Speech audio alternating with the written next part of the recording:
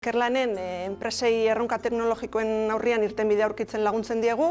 Hortarako lehenengo ikerketa lerro desberdinetan teknologia berriak garatzen ditugu eta gero teknologia horiek enpresen behar horietara egokitzen ditugu. Nik esango nuke nire lanbidea bai zientzia, teknologia, ingenieritza eta matematika alor guzti horietatik elikatzen dela, baina batez ere nik teknologia barruan kokatuko nuke.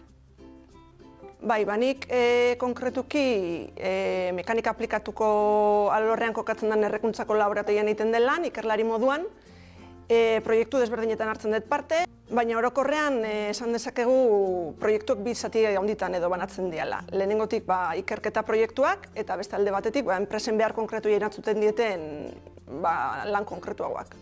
Ikerketan lerro desberdina garatzen nahi gara, teknologia desberdinak, baina momentu honetan harretan nagusiki hidrogenoen errekuntzan jarrita daukagula esan genezake. Etorkizunean hidrogenoak indar hartuko dula eta trantsizio energetikorako eta negutegi efektuko gasen isurketen ekonomia neutrala lortzeko erregai hau funtsezkoa izango dela esaten dute aditu askok. Horregatik gaur egun dauzkagun errekuntza sistemak hidrogenoarekin lan egiteko prestatzen joatea da gure helburua.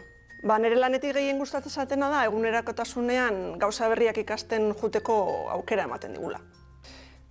Lehen esan duten moduan, animatzen zaituztet eguneroko erronkek gauza berriak ikasten joateko aukera ematen digutelako, lanean aspertzeko arriskua gutxituz, eta horrez gain gure lanak pertsona guztion bizitza kalitatea hobetzeko eta gizartea transformatzeko aukera ematen digulako gure hondarraletxoa jarrita.